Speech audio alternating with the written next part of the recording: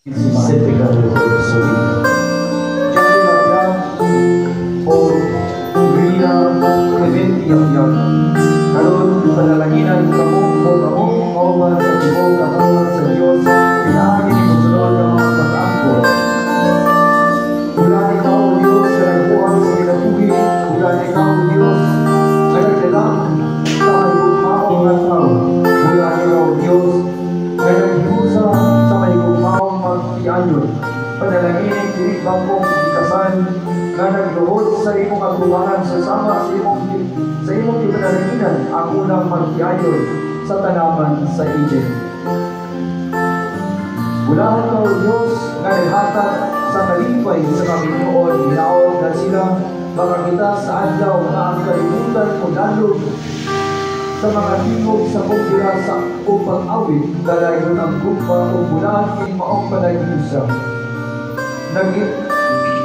Nagahinod kamo sa kupa sa Panginoon na simbolo sa kupa sa ginabuhi sa inyong pag-apil ni anang kupa sa Panginoon. Isaan kamo mga nag-apil sa tanan na naaniyang karon o ang tanan na umaabot pa sa inyong Panginoon sa mga kupang hinaon na mga kuha kamo o katagbawan, kahubayan o kalipay-tikan sa inyong kaugalingong kupang sa ginabuhi.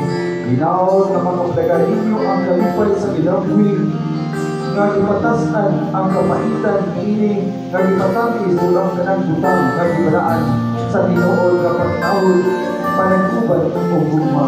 Hinaon nga magmagiyangkadon kamo o maginatagay sa usag-usa. Hinaon nga ang inyong pagpati sa kalipayos na disposisyon kayo rin nga magpadayon sa paghatag sa kasadya o ginabuhi sa inyong relasyon. Hinaon nga inyong tahulot kanunay ang pagkadalain sa katawhan. Hinaon nga muli mo uwan ang kaluoy sa mga kabulos o kanunay responsibilidad sa mga komunidad hindi ka mo kapahin.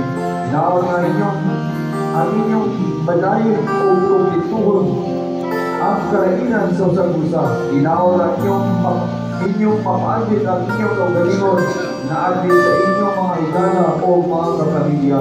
Hinaon nga inyong panimanay maimong kalangpanan sa panalangin o kalinaw.